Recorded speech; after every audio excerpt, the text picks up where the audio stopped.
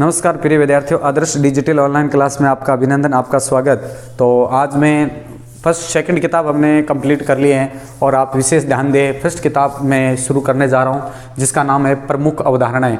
First भाग है ये, सेकंड भाग हमारा कंप्लीट हो गया क्योंकि बाकी जो सिलेबस है वो प्रतियोगी परीक्षा की दृष्टि आपको पता है बोर्ड से हटा दिया गया था। और आज टॉपिक है बहुत शानदार क्वेश्चन, न्याय, बहुत वेरी क्वेश्चन, जस्टिक्सन, न्याय की परिभाषा, प्लेटो और अरस्तु, इनके बारे में विशेषता है तो ध्यान में रखना है। प्रमुख अवधारणाएं न्याय, जुडिशियल क्या था, जुडिस क्या था, आपको पता है प्लेटो ने न्याय के तृष्णा हैं, आत्मा और ये गुण बताए थे। और आगे जाकर प्लेटो ने अरस्तु ने भी समानुपातिक न्याय, वितरणात्मक न्याय कि भी न्याय क्या है, कि जो व्यक्ति इसके परिभाषा दे रहे कि न्याय क्या है, जब व्यक्ति कोई भी कार्य करते हैं और उनको योग्यता के अनुसार कार्य मिल जाए वही न्याय है। मतलब न्याय ही सद्गुण है। एक आपको पता है एक विद्वान हुआ था सुक्रांत, वेरी इंपॉर्टेंट, सुक्रांत नाम का विद्वान हुआ था। सुक्रांत ने कहा था सद्गुण ही न्याय है, सद्गुण ही न्याय है। ये परिभाषा सुक्रांत की परिभाषा थी कि सद्गुण ही क्या है, न्याय है। और प्लेटो ने कहा कि राजनीति सपने अपने आप में जो सर्वोच्च विज्ञान है वही न्याय है। और आपको पता है व्यक्ति के अनुसार, कार्य के अनुसार जो फल मिल जाए, कार्य के अनुसार जो कार्य मिल जाए, योग्यता के अनुसार जो कर्म मिल जाए, उसी का नाम क्या है, न्याय है। तो सबसे पहले सुक्रांत की जो परिभाषा बताई मैंने, आपको ध्यान में रखें, सद्गुण ही क्या है, न्याय है। तो न्याय से संबंधित ये एक 3 पाठों की एक यूनिट है और यहाँ से हो सकता है बड़ा भी आ जाए या छोटे क्वेश्चन भी आ सकते हैं। तो सबसे वेरी इंपॉर्टेंट चीज़ ध्यान में रखनी है आपको, ठीक है, न्याय। तो ये चीज़ विशेषतः ध्यान में रखना है कि सुक्रांत ने कहा, सुक्रांत की परिभाषा है ये, सुक्रांत ने कहा सद्गुण ही, सुक्रांत के अनुसार, सुक्रांत के अनुसार सद्गुण ही न्याय है। किसने कहा, सद्गुणी न्याय, ये आपको पता है परिभाषा दी थी सुक्रांत ने। तो आपको पता है योग्यता के अनुसार जो कार्य मिल जाए, योग्यता के अनुसार जो आदमी को सफलता मिल जाए, वही इसी का नाम क्या है, न्याय है। ठीक है, तो इस चीज़ को भी आपको विशेषतः क्या करना है, समझना है। अब आइए आप न्याय की अवधारणा, वेरी इंपॉर्टेंट, न्याय की प्रमुख अवधारणाएं, न्याय। तो सबसे पहले न्याय की अवधारणा, न्याय की संकल्पना प्राचीन काल से राजनीतिक चिंतन का एक महत्वपूर्ण विषय रही है। आपको पता है प्राचीन काल से, क्योंकि न्याय कौटिल्य के अर्थशास्त्र से भी चलता था कि कौटिल्य ने अर्थशास्त्र में कहा गया था कि राजा वही अच्छा होता है जो प्रजा का पालन करे। यदि राजा अच्छा नहीं है तो प्रजा अच्छी, राजा अच्छा नहीं होगा तो प्रजा कैसे अच्छी होगी। तो उसने कहा कि जो व्यक्ति अच्छा कार्य करे, प्रजा में ही राजा का सुख, प्रजा में ही सुख होता है, प्रजा में सुख में ही राजा का सुख होता है। तो आपको पता है न्याय की अवधारणा प्राचीन काल से चल रही है। न्याय की संकल्पना प्राचीन काल से राजनीतिक चिंतन का एक महत्वपूर्ण विषय रही है। आपको पता है पश्चिमी परंपरा के अंतर्गत न्याय के स्वरूप की व्याख्या करने के लिए मुख्यतः न्यायप्राण व्यक्ति अर्थात सद्चरित्र मनुष्य के गुणों पर विचार किया जाता था। आपको इस चीज को भी समझना है कि न्याय की संकल्पना प्राचीन काल से राजनीतिक चिंतन का एक महत्वपूर्ण विषय रही है। पश्चिम परंपरा के अंतर्गत न्याय के स्वरूप की व्याख्या करने के लिए मुख्यतः न्यायप्राण व्यक्ति अर्थात सद्चरित मनुष्य के गुणों पर उन्होंने क्या किया था, विचार किया था। इसमें उन सद्गुणों की तलाश की जाती है जो व्यक्ति के न्याय की प्रवृत्ति करते हैं। हमें उस सद्गुणों की प्रवृत्ति करने जो न्याय की क्या करें, तलाश करें। तो इस चीज को भी आपको विशेषतः समझना है, वेरी इंपॉर्टेंट टॉपिक है कि सद्चरित्र मनुष्य के गुणों पर विचार किया जाता है। इसमें उन सद्गुणों की तलाश की जाती है जो व्यक्ति के न्याय की ओर परिवर्तन करते हैं। भारतीय परंपरा में भी मनुष्य के धर्म को प्रमुखता दी गई थी। आपको बताए भारतीय संविधान में भी दी गई थी। आपको बताएं 42वें संविधान संशोधन के द्वारा, ये चीज़ भी आपको ध्यान में रखना है, 42वें संविधान संशोधन के द्वारा 1976 में भारत को एक धर्मनिरपेक्ष देश क्या किया था, धर्मनिरपेक्ष देश घोषित किया था। इस चीज़ को भी आपको समझना है, घोषित किया गया था। तो वेरी इंपॉर्टेंट टॉपिक है कि आपको बताए धर्म को भी आपको बताए न्याय में या भारतीय संविधान में स्थान दिया गया था। भारत एक धर्मनिरपेक्ष देश है, इस चीज़ को भी आपको विशेषतः समझना है। उसके बाद में देखिए आपको वेरी इंपॉर्टेंट पश्चिमी परंपरा के अंतर्गत न्याय के स्वरूप की व्याख्या करने के लिए मुख्यतः न्यायपरायण व्यक्ति अर्थात सदचरित मनुष्य के गुणों पर विचार किया जाता है। इसमें उन सद्गुणों की तलाश की जाती है जो व्यक्ति को न्याय की ओर क्या करते हैं, परिवर्तन करते हैं। भारतीय परंपरा में भी मनुष्य के धर्म को प्रमुखता दी गई थी कि भारतीय परंपरा में मनुष्य के धर्म को क्या दी गई थी, प्रमुखता दी गई थी। इन दोनों ही मान्यताओं मनुष्य के कर्तव्य पालन पर बल दिया गया था कि इन दोनों ही मान्यताओं में मनुष्य के कर्तव्य पालन पर क्या दिया गया था, बल दिया गया था। प्रत्येक मनुष्य द्वारा अपना निर्दिष्ट कार्य करना, बहुत अच्छी ये परिभाषा है। देखो, प्रत्येक मनुष्य के द्वारा अपना निर्दिष्ट कार्य करना और दूसरे के कार्यों में हस्तक्षेप नहीं करना ही क्या कहलाता है, न्याय कहलाता है। तो ये न्याय की सबसे टॉप परिभाषा हुई कि मनुष्य के द्वारा कर्तव्य पालन पर यह ध्यान में है कि इन दोनों मान्यताओं मनुष्य का कर्तव्य पालन पर बल देना और प्रत्येक मनुष्य द्वारा अपना निर्दिष्ट कार्य करना, कि प्रत्येक मनुष्य जो अपना निर्दिष्ट कार्य करता है और दूसरों के कार्यों में जो हस्तक्षेप नहीं करता है। आज जो भीम जी कार्य कर रहे हैं और मैं उनमें हस्तक्षेप करूंगा तो वो न्याय नहीं है। यदि मैं उसमें अच्छी तरह से कार्यों को मदद करूं तो वो न्याय है। तो आपको पता है मनुष्य के कर्तव्य पालन पर बल दिया गया। प्रत्येक मनुष्य द्वारा अपना निर्दिष्ट कार्य करना और दूसरों के कार्यों में हस्तक्षेप नहीं करना। कौन क्या कर रहा है, किसको क्या करना है, हमें इसका कोई मतलब नहीं है। हमें वही न्याय कहलाता है कि भी किसी कार्यों के अंदर भीम जी जो कार्य कर रहे हैं या जो मैम कार्य कर रहे हैं उनके कार्यों में दखल अंदाज यदि करता है तो वो अन्याय है। यदि दखल अंदाज नहीं करे, क्या कर रहे हैं क्या नहीं करने, उसी का नाम क्या है, न्याय है।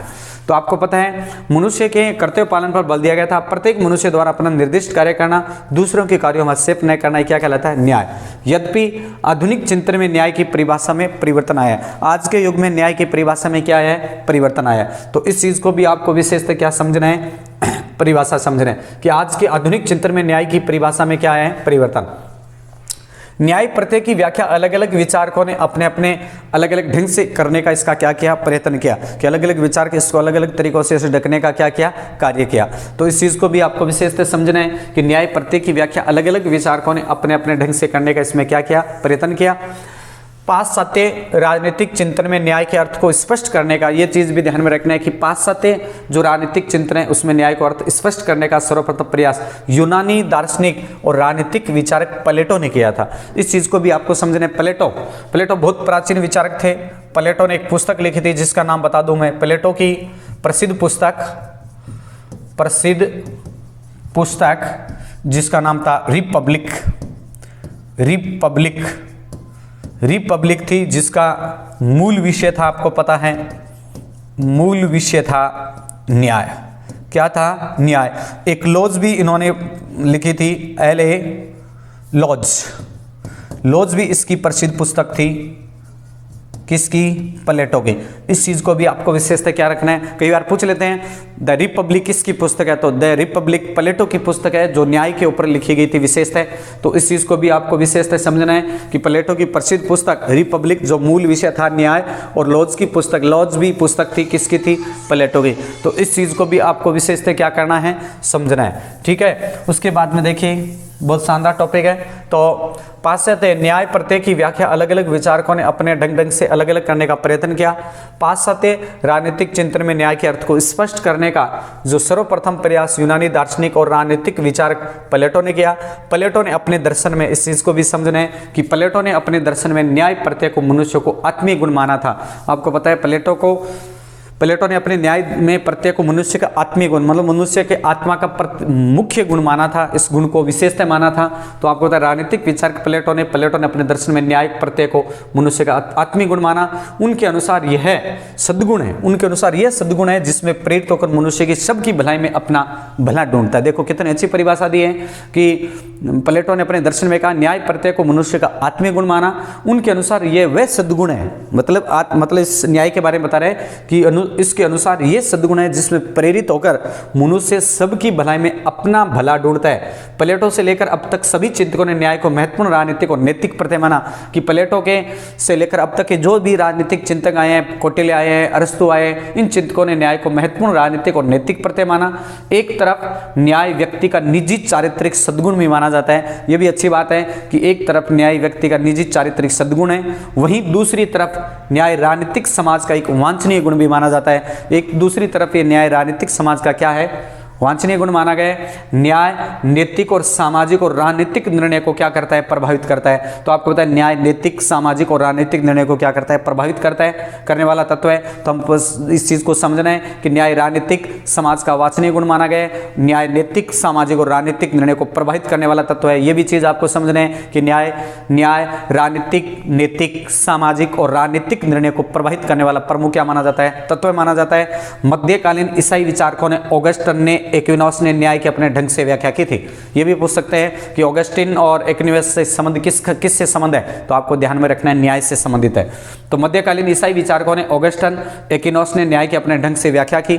आधुनिक चिंतक ने प्रारंभिक चरण में हॉब्स, होमो, कार्ल मार्क्स, कांट, मिल ने अपने चिंतन में न्याय को प्रमुख स्थान दिया। आपको ऐसे भी प्रश्न पूछ सकता है कि 3 कोई न्यायवादी विचारकों के नाम बताओ, तो Augustine, Aquinas, Kant, Hobbes, Karl Marx, ये आपको पता है न्याय के प्रतिपादक विचारक थे। इन्होंने न्याय का खाका तैयार किया, न्याय का रूपरेखा तैयार की। इस चीज़ को भी आपको समझना है कि मध्यकालीन ईसाई विचारकों ने ऑगस्टन, एक्विनोस ढंग से व्याख्या की। आधुनिक चिंतकों ने प्रारंभिक चरण में हॉब्स, आपको पता है हॉब्स भी बहुत पढ़ा, आप पीछे 11वीं क्लास में पढ़ गए हो। हॉब्स ने एक पुस्तक लिखी थी जिसका नाम था लेवियाथन।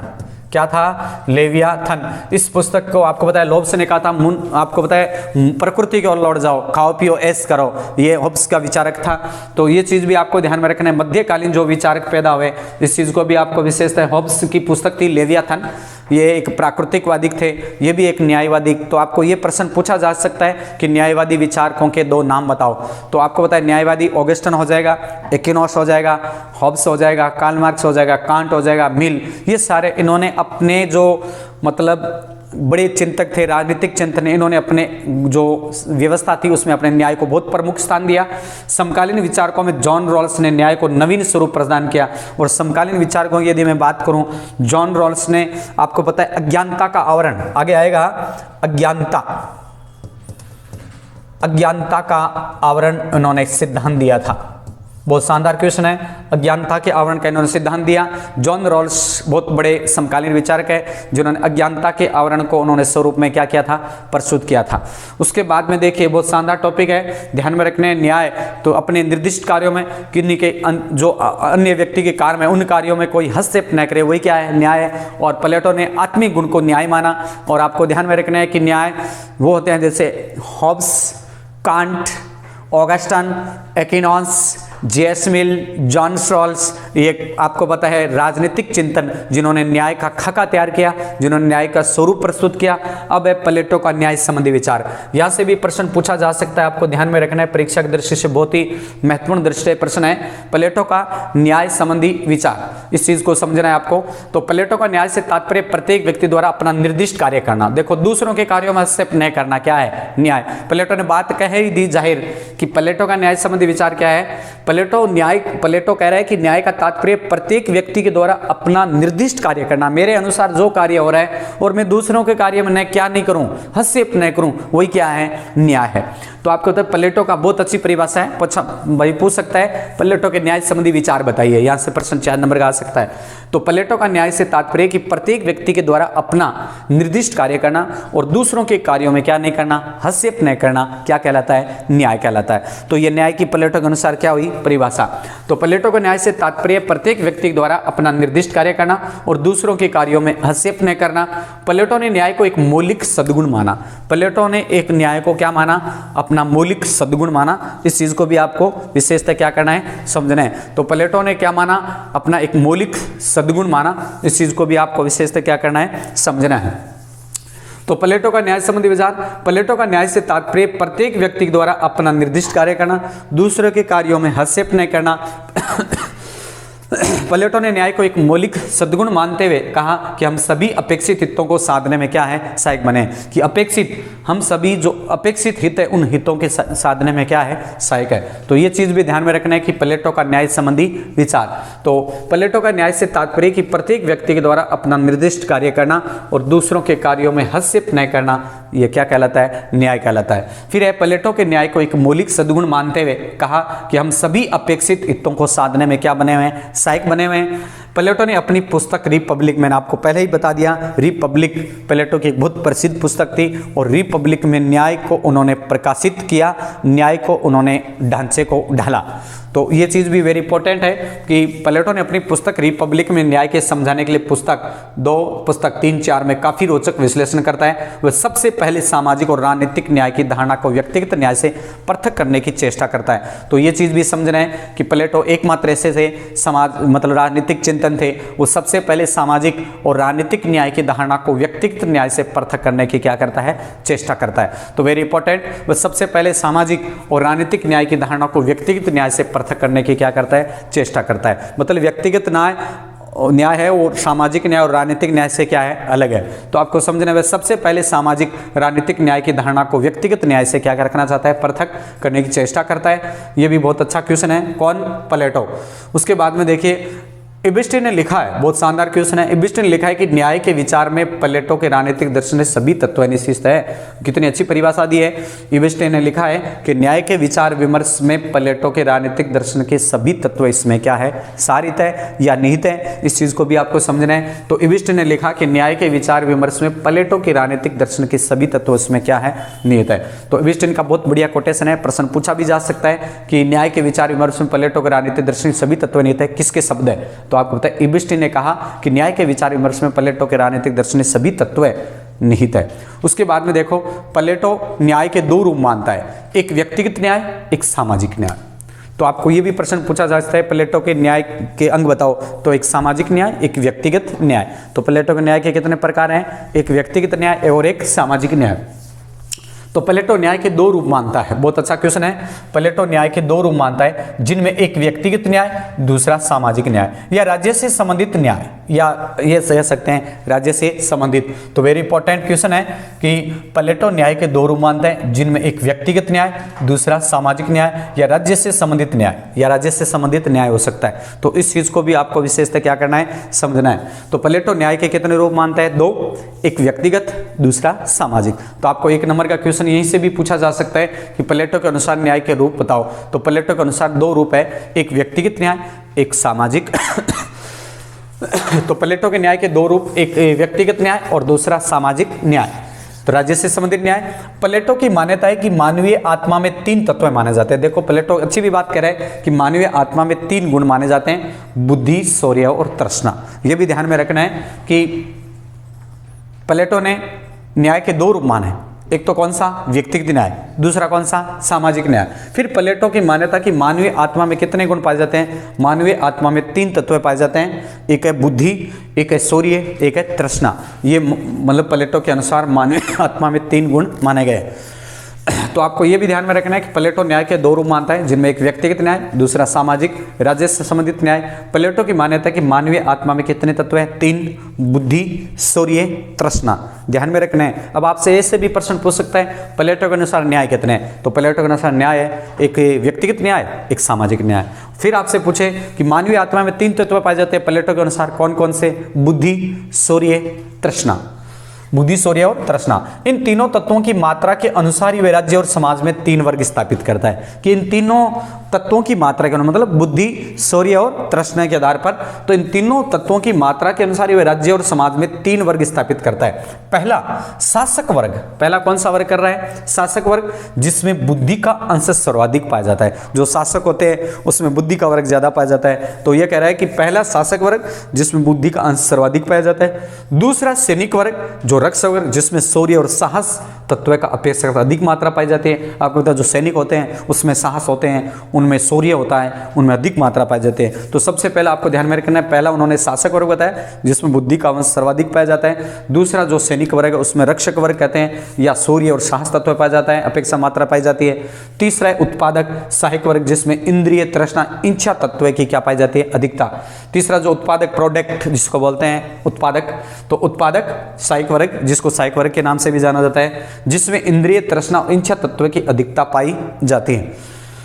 उसके बाद में सभी मनुष्यों में तीनों तत्व न्यूनाधिक मात्रा में पाए जाते हैं। भाई सभी मनुष्यों में तीनों तत्व न्यूनाधिक कुछ न कुछ मात्रा में पाए जाते हैं। तो इस चीज को भी आपको विशेषता क्या करना है, समझना है। तो तीनों तत्व पाए जाते हैं, ये ध्यान में रखना है। सभी मनुष्यों में तीनों तत्व न्यूनाधिक मात्रा में पाए जाते हैं, परंतु जिस तत्व की मात्रा प्रधान रूप से पाई गई है कि जिस तत्व की प्रधानता, मतलब जिस तत्व की मात्रा प्रधान रूप से पाई जाती है, वह उसके सद्गुणों को क्या करता है, प्रवर्तक करता है। प्लेटो के अनुसार आत्मा में निहित न्याय का विचार वास्तव में राज्य में निहित न्याय का ही सादृश्य माना जाता है। प्लेटो के अनुसार आत्मा में निहित जो न्याय है उसका विचार वास्तव में राज्य में निहित न्याय का सादृश्य है। जिस प्रकार व्यक्ति की आत्मा में विद्यमान न्याय व्यक्तित्व के विभिन्न पक्षों को पारस्परिक संतुलित करता है, उसी भांति राज्य में व्याप्त न्याय समाज के तीनों वर्गों में सामंजस्य क्या करता है, स्थापित करता है। तो आपको पता है कि विद्यमान न्याय व्यक्तित्व के विभिन्न पक्षों को परस्पर संतुलित करता है, उसी भांति राज्य में व्याप्त न्याय समाज के तीनों वर्गों में सामंजस्य स्थापित करता है। प्रत्येक व्यक्ति को वही कार्य करना चाहिए जिसके लिए वह प्राकृतिक रूप से सर्वाधिक समर्थ और उपयुक्त है। प्लेटो कह रहा है कि प्रत्येक व्यक्ति को वही कार्य करना चाहिए जिसके लिए प्राकृतिक जो नेचुरल है, जो प्राकृतिक रूप से सर्वाधिक समर्थ है और उपयुक्त है। उसके बाद में देखिए उपयुक्त माना जाता है, ये चीज भी आपको ध्यान में रखना है कि प्रत्येक व्यक्ति को वही कार्य करना चाहिए जिसके लिए वह प्राकृतिक रूप से सर्वाधिक समर्थ और उपयुक्त है, कि जो मेरे से कार्य होता है उसी कार्य के लिए हमें उपयुक्त रहना चाहिए। उसके बाद में देखिए इसी तरह राज्य के तीनों वर्गों को भी अपने अपने निर्दिष्ट कार्य क्षेत्र की परिधि में कार्य करना चाहिए। कौन 300 वर्ग है? आपको पता है तीनों वर्ग मैंने बताया, पहला शासक वर्ग, दूसरा सैनिक वर्ग, तीसरा उत्पादक वर्ग। तो ये कह रहा है कि अपने अपने निर्दिष्ट कार्य क्षेत्र की परिधि में ही कार्य, मतलब इसी तरह राज्य के तीनों वर्गों को भी अपने अपने निर्दिष्ट कार्य क्षेत्र की परिधि में ही कार्य करना चाहिए। दूसरों के कार्यों में अनावश्यक हस्तक्षेप, दूसरों के कार्यों में अनावश्यक हस्तक्षेप न करें क्योंकि वो अनिष्टकारी मानता है। दूसरों के कार्यों में अनावश्यक हस्तक्षेप को प्लेटो ने व्यक्ति और राज्य दोनों के लिए क्या माना, अनिष्टकारी तत्व माना। इस चीज को भी आपको विशेषतः समझना है। तो दूसरों के कार्यों में इसी तरह राज्य के तीनों वर्गों को भी अपने अपने निर्दिष्ट कार्य क्षेत्रों को परिधि में कार्य करना चाहिए। इस चीज को भी आपको विशेषतः समझना है। इन तत्वों की उपस्थिति में अनुपात में प्रत्येक व्यक्ति, देखो कितनी अच्छी बात कही है कि मतलब इसी तरह राज्य के तीनों वर्गों को अपने अपने निर्दिष्ट कार्य क्षेत्र में कार्य करना चाहिए। दूसरों के कार्यों में अनावश्यक हस्तक्षेप प्लेटो और व्यक्ति राज्य दोनों के लिए, मतलब व्यक्ति के लिए भी अनिष्ट कार्य है और राज्य के लिए भी क्या है, अनिष्ट कार्य है। तो दूसरों के कार्यों में अनावश्यक हस्तक्षेप को प्लेटो व्यक्ति राज्य दोनों के लिए अनिष्टकारी मानता है। इन तत्वों की उपस्थिति के अनुपात में ही प्रत्येक व्यक्ति को अपनी योग्यता और क्षमता के अनुरूप आचरण करना चाहिए। तो आपको पता है अपनी कार्य अपनी योग्यता के अनुसार, प्रत्येक व्यक्ति को अपनी योग्यता और क्षमता के अनुसार आचरण करना चाहिए और दूसरों के कार्य क्षेत्र में क्या नहीं करना चाहिए, हस्तक्षेप नहीं करना चाहिए। इसी प्रवृत्ति को प्लेटो ने न्याय की क्या दी, संज्ञा, कि भाई जो मैं कार्य कर रहा हूं वो अपने निर्दिष्ट कार्य करूं और दूसरे के कार्य में न क्या नहीं करूं, हस्तक्षेप न करूं, उसी का नाम क्या है, न्याय। मतलब प्लेटो के न्याय का सार यही था। प्लेटो ने अपने न्याय के सिद्धांत को एक नैतिक सिद्धांत के रूप में प्रतिपादित किया। प्लेटो ने एक जो न्याय का जो सिद्धांत था, प्लेटो का जो न्याय का सिद्धांत था, प्लेटो ने अपने न्याय के सिद्धांत को एक नैतिक सिद्धांत के रूप में प्रतिपादित किया, न कि कानूनी सिद्धांत के रूप में। उनका न्याय सिद्धांत कार्य विशेषीकरण के सिद्धांत पर आधारित है। इस चीज को भी समझना है, जो प्रत्येक व्यक्ति को समाज के प्रति विशेष योगदान हेतु क्या करता है, प्रेरित करता है। तो ये प्लेटो का न्याय के बारे में हमने जो पढ़ा, इसको विशेषता हमने ध्यान दिया, ये चीज समझा। तो आपको पता है कानूनी रूप में प्रतिपादित किया, कानूनी सिद्धांत के रूप में उनका न्याय सिद्धांत का कार्य विशेषीकरण के सिद्धांत पर आधारित था, जो प्रत्येक व्यक्ति को समाज के प्रति विशेष योगदान हेतु क्या करता है, प्रेरित करता है। तो ये प्लेटो के न्याय संबंधी क्या थे, विचार। अब हम पढ़ेंगे कल अरिस्टो के न्याय संबंधी विचार। इसके बारे में अगले वीडियो में चर्चा करेंगे। तब तक के लिए धन्यवाद।